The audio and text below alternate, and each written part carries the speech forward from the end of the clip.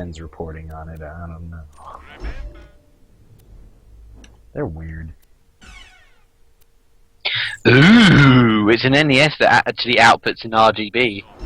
What? It's basically a Famicom clone that outputs to RGB. That's kind of cool. Wow. It's called analog. It's called analog NES, and it takes both NES and Famicom cards. I'll take it.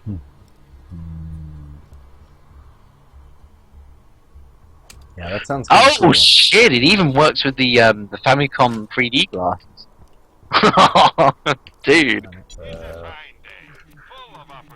Collector senses tingling. I'm gonna really need to get another place here soon because I gotta start collecting again. I've really just been doing all my digital shit, but I need to have a game room again. I haven't had a place big enough to do that for a while. This might actually put you off. You want to know what the price of this is? Go on. $500. Oh, come on. That's just nuts. That's stupid. Yeah. Nobody. Guys, nobody. Really Yeah. though. I mean that's pretty cool that they've actually made a Famicom clone with an RGB output, but my Also, god. go kill yourself. Yeah, right. I'm just gonna go ahead and get a Retron 5. Like. But I mean, this little thing actually looks pretty nice as well. It looks very inspired. Well, I hate to say this, but it looks like it's inspired by Apple. As much as I kind of want to cringe on that, it does actually look kind of cool because it's all. Apple has good design, you know. Yeah, I just. Yeah, no, I'm with you. I liked Apple and then I disliked Apple. Simple as. I am with you on that, and I completely understand all the reasons. I was so anti-Apple for the longest time. Like, so much Oh, so. that tool! It actually has a built-in force score. Now that's kind of cool. I like that. It actually has 4 controller sockets in it. Oh, that's neat. Oh, that's cool. Yeah, so it's a built-in force score in it. Yeah, and it's got 2 cartridge slots, so one for your Famicom and one for your NES games. No, it works with the Famicom disk system. That's neat. Now let me play this video. There's a video on here. I don't know, like, I was really against Apple for a while, and then, I hated it. And then after a while, I started messing around with the iPhone 5S, and it worked. It just worked. And that's what I feel like their slogan should be. Apple, it just works. Because that's all, it just works. That's like, it really does. Like, it's not going to be able to play your emulators, you're not going to be able to download every illegal app that you want to download, but, I mean, you're not going to have to worry about your text messaging app flailing out on you, you know, like, it works well. It just... Oh my god, I hate you, David Hatfield. I have this voice that makes me sound like I'm breathing through my nose all the time. It sounds so nasal, it's like, I'm the most nasal person on the planet.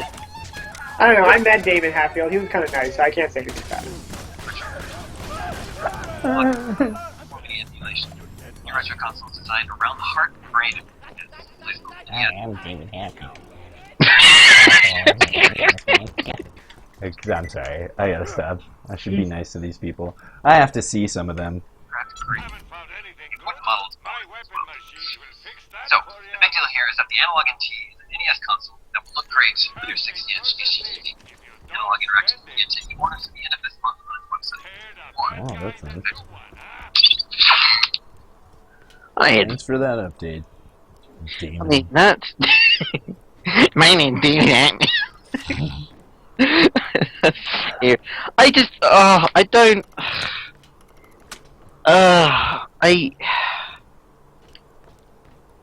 Is it? I'm probably being really ultra delusional saying this, but is it me, or is IGN turning into like they're just it's just a farm of douchebags? It's, you know, it's seeming like it is that way. Like, it's just such a weird, like, poppy approach to how they deliver all their information. It makes me uncomfortable. But it's not even that, it's just like, I just, like, here's the thing, I cannot stand that fucking chick, what was her name? Chobot? Yes! Yeah. Because she only got that freaking job because she licked a PSP. Yeah. Yeah. I know. Like, I could do that. Except I'm an overweight fucking British guy that's more pale than pale. Like, no one's gonna care. But no, because a chick did it, yeah, this is perfectly valid. And she's a... Oh, and you know the other thing she does now is she took the journalist out of her thing. She's now a personality. I mean, you know, that's... And you got yourself into frickin' what is it called, Mass Effect. Yeah. Yeah, dude. It's really gross. And they don't see that as them, like, blurring my... And they're like, oh, she doesn't write reviews. That's not what she does. She's just on camera. Yeah, but the thing is you're putting her, like, in front of cameras that are representative of a brand that is basically equated as the opinion on video games. You know? So people aren't smart enough to go and read her bio and make those distinctions. Yeah. They're gonna assume that she's a journalist. They're gonna assume that she's a reporter. I think... Someone heard the Chobot and then ended up in a in an allergic fit. Yeah, that's how most people react when they take in all things. They're like, wow, I feel this all of a sudden. I gotta get a bunch of crap out of my face.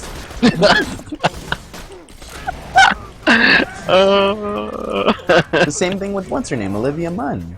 You know, same exact deal there. Who is she? I'm trying to remember now. She was the one on G4. Thank The less we speak of that channel, the better. But yeah. I mean, there's good reason why we don't have that TV channel over here. It was... No, it doesn't exist at all anymore, period. It's gone. Really? I'm still glad that E4 existed because I still to this day love Adam Sessler. No! No! No! No! No! No! No! No! Do not ever say that! No, I do not want that cocaine theme ever mentioned in my presence ever again. Jesus. Oh, no. Adam's a friend, but I know a few things, so no, I'm greatly amused by every aspect of this conversation. So please, like... My thing is, okay, you know what I'm going to say that I really love Adam Sessler is because when I was a kid, I was the only person that really cared about video games to, like, a certain degree. Like, I loved playing them, but, like, I didn't have a strong internet connection. I didn't have friends that were really, really into it. Like, it was my thing. And just to see, like, G4 and these guys, like, you could tell Adam Sessler had a passion for this. And, like, it really made a difference for me. So I kind of fell out from the gaming industry for a while. And when I started coming back, you know, Adam Sessler was not on G4 anymore. He eventually started doing, you know, Rev 3 and all that. He was working for Rev 3. And his way of speaking and everything, I don't know, it just had a strong effect on me, and it made me want to do something. And I don't know, I'm kind of appreciative that I had him during my childhood, because it made a difference for me. Look, every single time I saw him, it looked as if, like, he's taken several lines of cocaine and possibly a teeny weeny bit of TCP.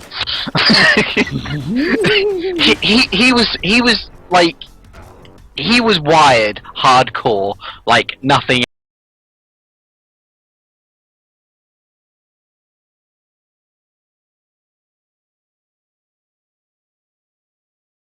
it's him. It's just like, oh my god, how do you even still have a career in this?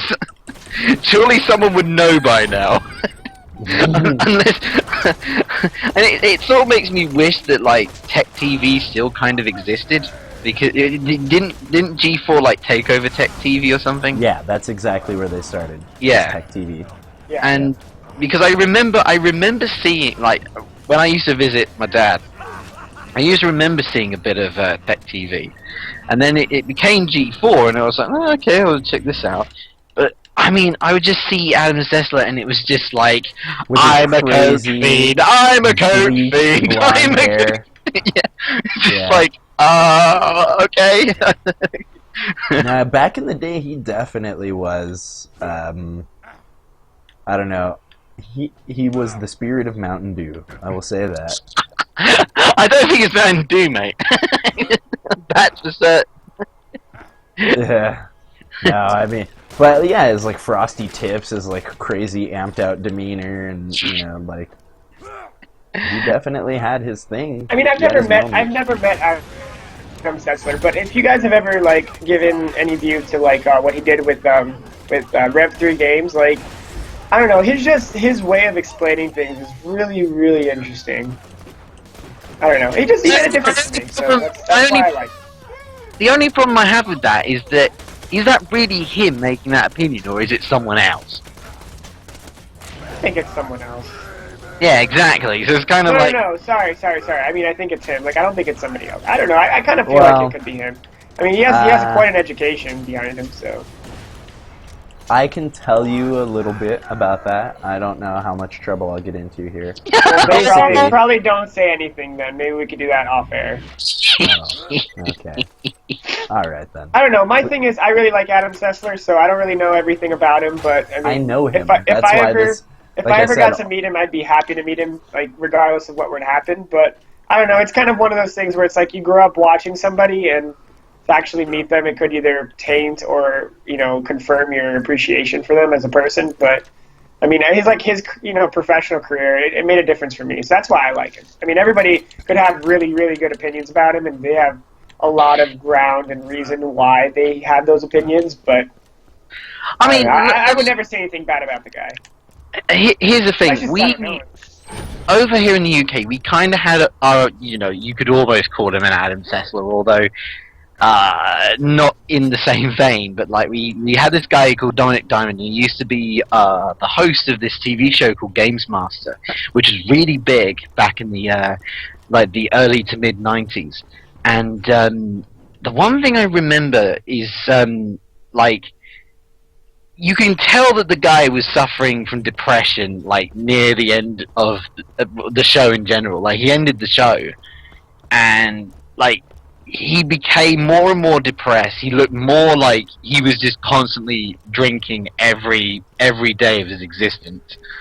Wow. And, I mean, he knew a lot about video games, and he was a great host on the TV show, but it was just like, you look at you compare him in the first season, like he is the nerdiest person on the planet. He's this like really skinny, really nerdy dude with these thick glasses in a frickin' blazer. Like he is like he could easily become like a frickin' Doctor Who doctor, and but then like in later episodes, like he puts on a bit of weight, he loses the hair, he puts on these like ridiculous like designer glasses, and he grows some facial hair, and it's kind of like you see him transition into like just this miserable old man. And I felt really bad for him, because I don't know why he became so depressed. I have no idea. I know he had like a drinking problem, but I didn't know the real reason for why he does it. And now he's like apparently he's like a reporter for like some Canadian radio station now. Because he moved to Canada quite a few years back. But no, he was really big on this TV show, and because I remember like in one season he actually got